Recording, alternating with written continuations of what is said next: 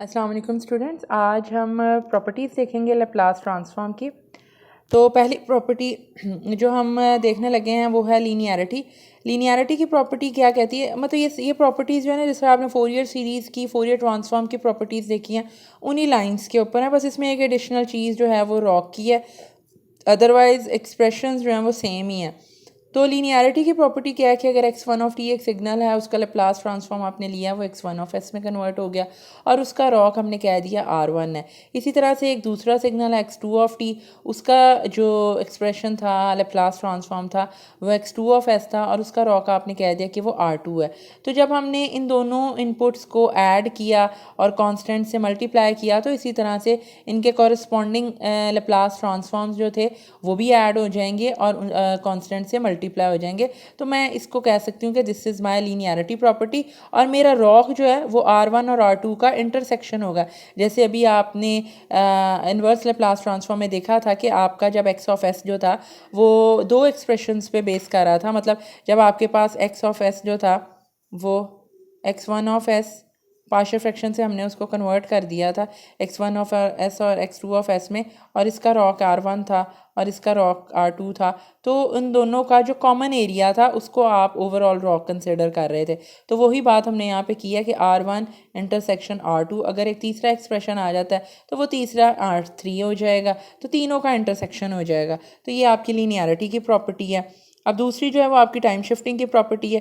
Time shifting की property क्या कह रही है कि जी आपका x ऑफ t है, उसको कन्वर्ट कर दिया x ऑफ s में, हमने जी लैप्लास ट्रांसफॉर्म इस पर अप्लाई किया।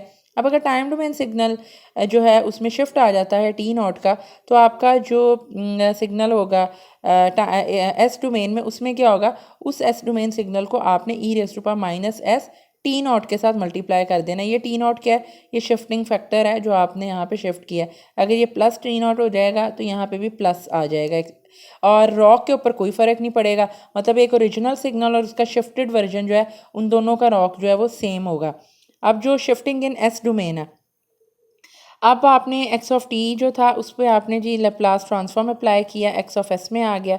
और अब अगर शिफ्टिंग आपकी s डोमेन में हुई, मतलब आपने यहाँ पे s डोमेन में सिग्नल शिफ्ट किया है, तो उसके कॉरस्पॉन्डिंग टाइम डोमेन में क्या अफेक्ट होगा कि आपका जो टाइम डोमेन एक्सप्रेशन है वो e raise to power s naught t के साथ मल्टीप्लाई हो जाएगा।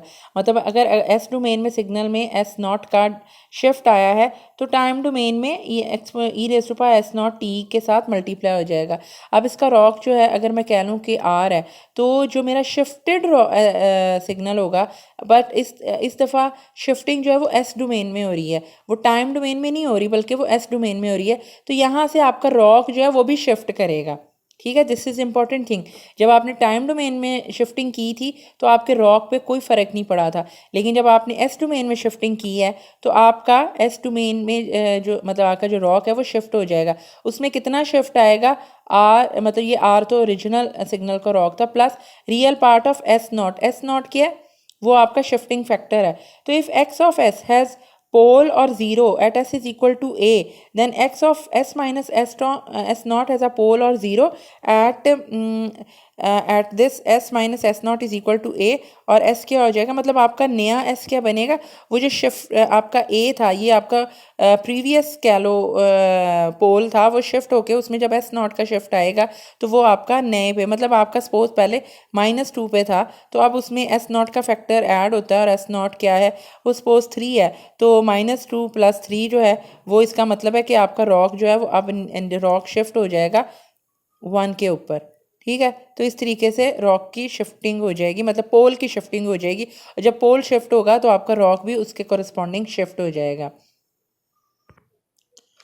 अब ये है आपका टाइम स्केलिंग की प्रॉपर्टी है। टाइम स्केलिंग की आप देखिए, एक्स ऑफ टी है, अगर उसका लाप्लास एक्स ऑफ एस है, अगर आप टाइम डोमेन में उसको स्केल कर रहे हो, स्केलिंग कर रहे हो, अल्फ़ा से मल्टीप्लाई कर रहे हो, अब ये अल्फ़ा ग्रेटर दैन 0 है या less than, sorry greater than 1 है या लेस दैन 0 और 1 के दरमियान में है।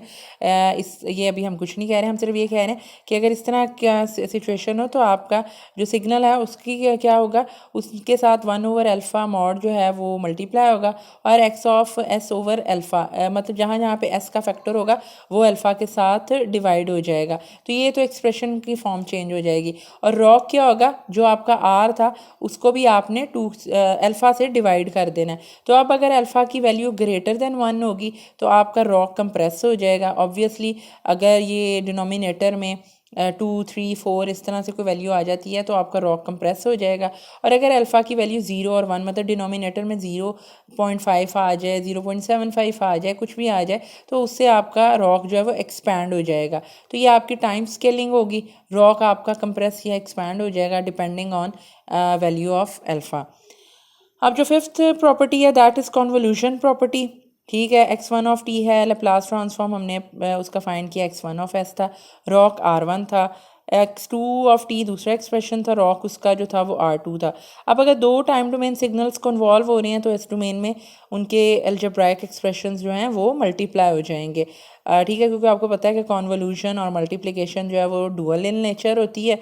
अगर टाइम डोमेन में कॉन्वोल्यूशन है तो फ्रीक्वेंसी डोमेन में या एस डोमेन में आपकी मल्टीप्लिकेशन हो जाएगी। अगर यहाँ पे मल्टीप्लिकेशन है तो फिर एस डोमेन में आपकी कॉन्वोल्यूशन हो जाएगी। और रॉक क्या होगा, इन दोनों का इंटरसेक्शन होगा। अब सिक्स प्रॉपर्टी है डिफरेंशिएशन इन टाइम डोमेन। अगर आपका सिग्नल टाइम डोमेन में डिफरेंशिएट होगा तो एस डोमेन में जो है वो एस के साथ मल्टीप्लाई होगा। This is very important property. जो हमारा नेक्स्ट लेक्चर है नेक्स्ट वीक में, उसमें ये आपने प्रॉपर्टी जो है ये आपने यूज़ करनी है। ठीक है, तो ये आपका मतलब जब एक दफ़ा डिफ्रेंसिएशन होगी तो एक एस से मल्टीप्लाई होगा, दो दफ़ा डिफ्रेंसिएशन होगी तो एस स्क्वायर से मल्टीप्लाई होगा, तीन दफ़ा डिफ्रेंसिएशन होगी तो एस क्यूब से मल्टीप्लाई होगा। Rock will remain same, rock पे कोई फ़र्क नहीं पड़ेगा। तो टाइम डोमेन में अगर डिफ्रेंसिएशन है तो एस डोमेन में आपने एस के साथ मल्टीप्लाई कर देना है। अब इसी तरह से अगर आपकी सेवन्थ प्रॉपर्टी है differentiation is an S domain, अगर आपने डिफ्रेंसिएशन जो है वो एस डोमेन में हो जाती है तो टाइम डोमेन पे उसका क्या फ़र्क पड़ेगा, आपका जो सिग्नल है माइनस टी के साथ मल्टीप्लाई हो जाएगा। यहाँ पे क्या था, जब टाइम डोमेन में डिफ्रेंसिएशन थी तो फ्रीक्वेंसी डोमेन में एस के साथ मल्टीप्लिकेशन थी। जब एस डोमेन में डिफ्रेंसिएशन है तो टाइम डोमेन में माइनस टी के साथ मल्टीप्लिकेशन है और आपका रॉक जो है वो सेम रहेगा। और ये आपकी आज की लास्ट प्रॉपर्टी है which is integration in time domain. तो अगर हम इंटीग्रेशन की बात करें तो एक्स ऑफ टी का अगर लैप्लास ट्रांसफॉर्म जो था वो एक्स ऑफ एस था, और अगर हम टाइम डोमेन में इसको इंटीग्रेट कर रहे हैं मतलब अपने टाइम डोमेन एक्सप्रेशन को इंटीग्रेट करें तो एस डोमेन में क्या होगा, वो 1/s के साथ मल्टीप्लाई हो जाएगा। और रॉक क्या होगा, ROC basically ROC are intersection with ROC of u of t. U of t हम क्यों कह रहे हैं, क्योंकि ये जो 1/s है ये बेसिकली क्या है, यू ऑफ टी का लैप्लास ट्रांसफॉर्म है।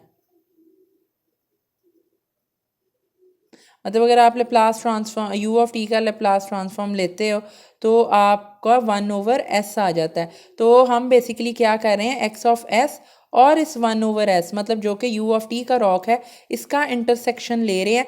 तो और यू ऑफ टी का रॉक क्या होता है, real part of S is greater than 0।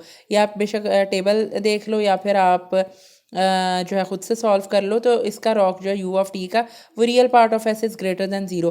तो ये रॉक जो कि यू ऑफ टी का ही रॉक है और आपका जो एक्स ऑफ टी का रॉक था, इन दोनों को जब आप इंटरसेक्ट करोगे तो आप इस इंटीग्रेटेड सिग्नल का रॉक फाइंड कर लोगे। So this is all for today's lecture. Thank you.